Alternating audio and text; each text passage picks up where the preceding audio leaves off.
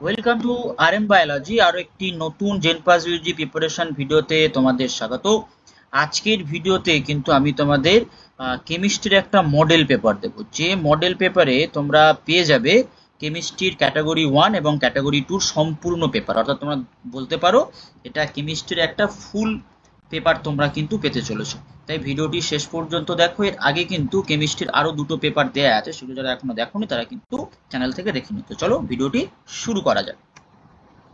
দেখো, প্রথমে আমরা ক্যাটাগরি 1 এর প্রশ্নে চলে এসেছি। এই ক্যাটাগরি 1 এর প্রশ্নতে রাইট করলে তুমি 1 নাম্বার পাবে, ভুল হলে তোমার কিন্তু 0.25 করে মাইনাস হয়ে যাবে। এবারে আমরা দেখো প্রথম প্রশ্নে চলে এসেছি। প্রথম প্রশ্নে কি বলা হচ্ছে, 1 লিটার জলের নমুনায় 20 mg Ca+2 ও 12 mg Mg+2 আয়ন উপস্থিত। এরূপ 5 × 10⁻³ লিটার জলের নমুনার ক্ষরতা দূরীকরণে কত আয়তন 2n Na2CO3 দ্রবণ প্রয়োজন। তো এই পার্টিকুলার জায়গাটাকে আমরা কি বলতে পারি, আমরা কি করে সলভ করব, যে Ca+2 এর এমজিতে যে তুলাঙ্ক ভার, এমজিতে মিলিগ্রামে যে তুলাঙ্ক ভার হয়, তুলাঙ্ক ভার প্লাস Mg+2 তার এমজিতে যে তুলাঙ্ক ভার হয়, এমজিতে তুলাঙ্ক ভার ইকুয়াল টু আমরা কি লিখতে পারি, Na2CO3 এর mg এককে তুলাঙ্ক ভার, এটা আমরা লিখতে পারি। এবারে যদি সেটা আমরা ক্যালকুলেশন করি, তাহলে 20/20 প্লাস 12/12 ইকুয়াল টু আমরা কি লিখতে পারি, v × 2। তাহলে v ইকুয়াল টু আমরা কত পাচ্ছি, 1 ml। তাহলে প্রতি লিটার নমুনার জন্য এই 1 ml টা পাওয়া গেল কি, প্রতি লিটার নমুনার জন্য। এবারে যদি আমরা কত লিটারে বলে দিয়েছে, দেখো পেনটা সিলেক্ট করতে হবে, কত লিটারে বলে দিয়েছে, দেখো বলে দিয়েছে 500 লিটারে। এটা প্রতি লিটারের জন্য, এটা 1 লিটারের জন্য। যদি 500 লিটারে বলে দেয়, তাহলে ভি ইকুয়াল টু, যদি 500 লিটারের জন্য এখানে বলে দেওয়া হয়েছে, তাহলে মোটামুটি কি হবে, মোটামুটি হবে হচ্ছে 500, বা আমি বলতে পারি 5 লিটার, 500 ml বা 5 লিটার। দেখো 5 লিটার অপশান কোথায় আছে, বিতে। তো এটার কারেক্ট উত্তর কি হয়ে যাবে, বি।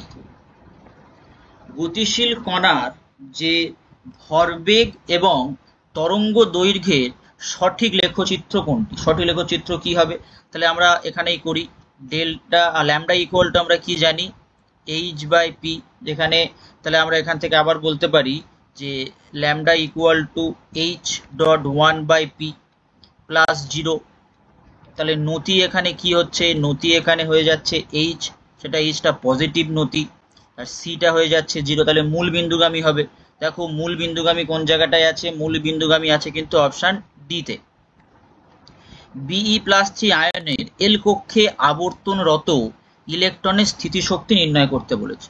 তো স্থিতিশক্তির যে সূত্রটা আমরা জানি, সেটা যদি আমরা করে দিই, তাহলে সূত্রটা হচ্ছে 2 × -13.6 × 4²/2²।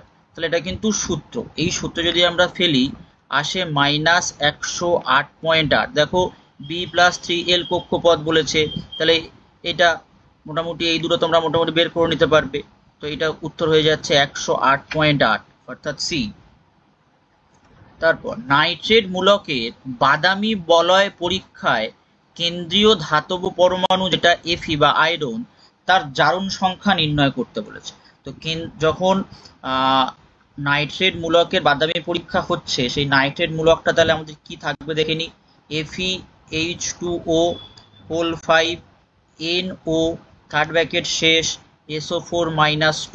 তো এরকম করলে যদি আমি সবকিছু হিসেব করে দেখি, তাহলে SO4 হচ্ছে -2, H2ওর জন্য আমরা পাচ্ছি 0, H2ওর জন্য 0, আর NOর জন্য +1, এটা equal to H2 equal to SO4-2, তাহলে আমরা +1 লিখতে পারি Fe।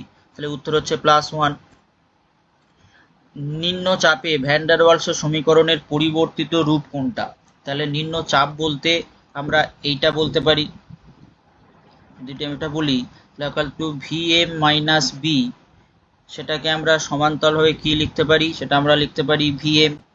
অতএব P + A/Vm² লিখতে পারি ইন্টু Vm - B লিখতে পারি। তাহলে সেখান থেকে RT ইকুয়াল টু আমরা লিখতে পারি P plus A by VM square into VM equal to আমরা লিখতে পারি RT। তো দেখো অপশন বি তে আছে, অপশন বি। দুমোল গ্যাসের উষ্ণতা 10 ডিগ্রি সেন্টিগ্রেড বৃদ্ধি করা হলে সেক্ষেত্রে কৃতকার্য জিজ্ঞেস করেছে। তাহলে ডাব্লিউ ইকুয়াল টু আমরা কি জানি, মাইনাস এন আর T2 মাইনাস T1, তাহলে মাইনাস 2R10, তাহলে হচ্ছে কি বলা হলো, তাহলে এটা হয়ে যাচ্ছে মাইনাস 20R। তাহলে এটা 20R উত্তর। কোনটি সঠিক? দেখো সবকটি সঠিক হবে।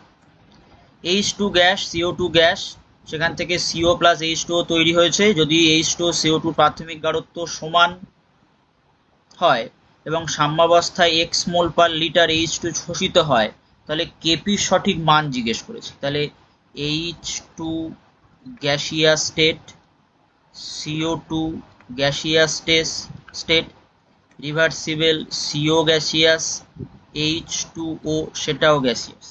তাহলে যদি T ইকুয়াল টু 0 হয় তাহলে আমরা বলতে পারি 1m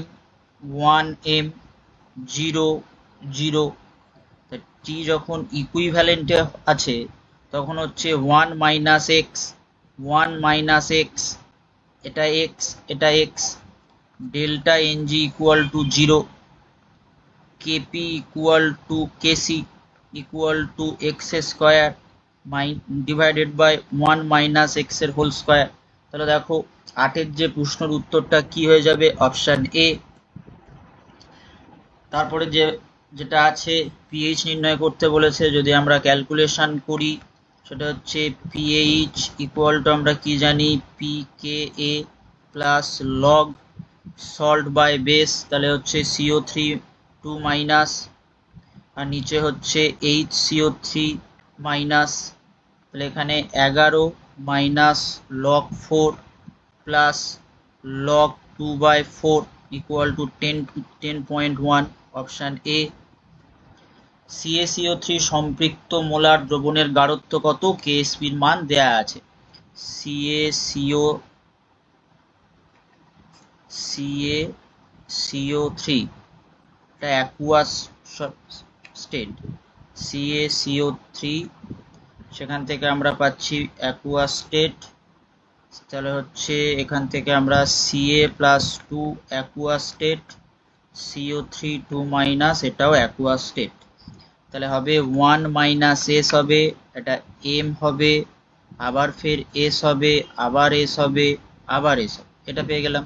তাহলে এস ইকুয়াল টু রুট ওভারের মধ্যে কেএসপি, তাহলে হচ্ছে 5.2 ইন্টু 10⁻⁻5 মোল। দেখো অপশান সিতে রয়েছে। NH4NO2 aqueous into gaseous 2H2, এটি প্রথম ক্রমের বিক্রিয়ার ক্ষেত্রে সঠিক লেখচিত্রটি হলো, এক্ষেত্রে সঠিক লেখচিত্র অপশান সি। প্রথম বিক্রিয়ার ক্ষেত্রে এটা অপশান সি হয়ে যাবে। 12, এই যে একটি তেজস্ক্রিয় নমুনার প্রাথমিক সক্রিয়তা 28 DPS, 30 সেকেন্ডের পর সক্রিয়তা হয়ে যায় 14 DPS, নমুনাতে প্রাথমিক কতগুলি তেজস্ক্রিয় নমুনা ছিল? তাহলে অ্যান্সার করলে আমরা লিখতে পারি A0 equal to lambda N0, তাহলে সেখান থেকে আমরা পাচ্ছি 28 ইকুয়াল টু ln2 30 N0, তাহলে N0 equal to 12, option B. জলীয় দ্রবণে আয়নীয় গতিশীলতার সঠিক ক্রম, তাহলে জলীয় দ্রবণে আয়নীয় গতিশীলতার সঠিক ক্রম, তার একটা সূত্র যদি বলে দিই, আয়নীয়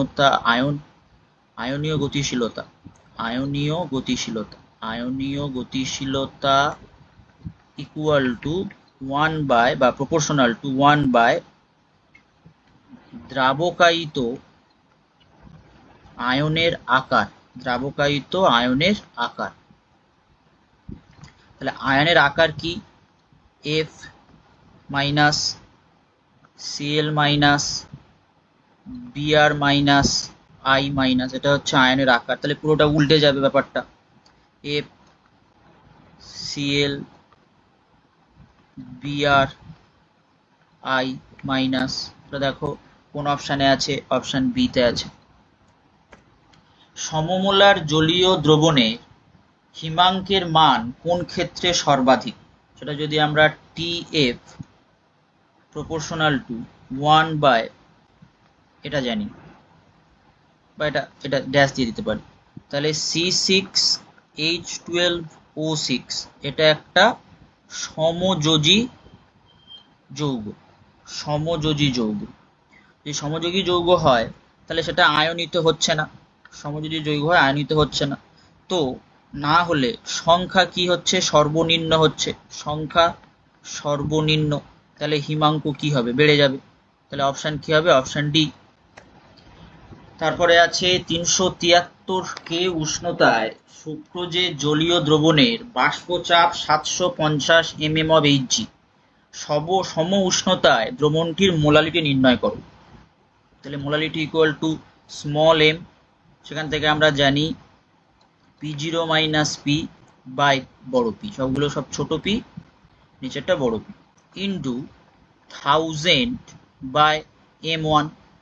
যদি এটা আমরা করি 10 বাই 750 ইন্টু 1000 বাই 18, সব কিছু ক্যালকুলেশন করলে 0.74 পাবো। Option C correct.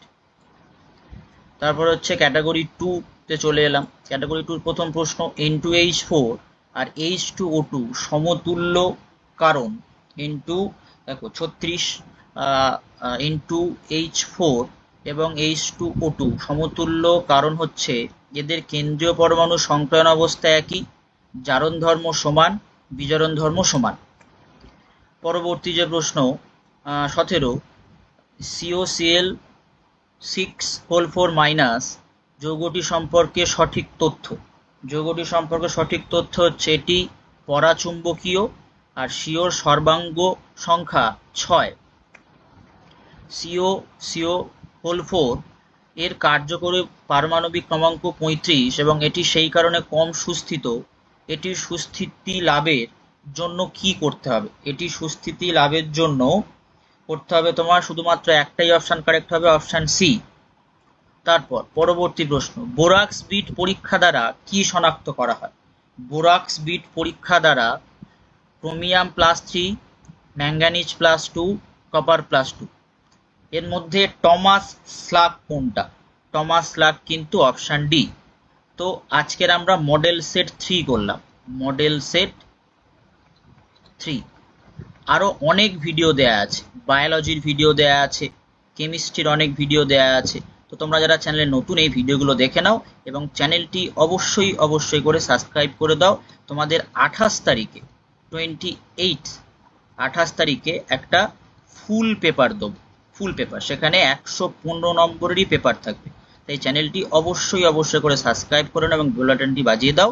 এই ফুল পেপারটি তোমরা সঙ্গে সঙ্গে নোটিফিকেশনটি পেয়ে যাও। আজকে রাত 9:30টায় আরো একটি তোমাদের কিন্তু বায়োলজির পেপার আসতে চলেছে, রাত 9:30টায় আরো একটি বায়োলজি পেপার আসতে চলেছে। তার জন্য নোটিফিকেশনটি অন করে রাখো, বেল বাটন বাজিয়ে।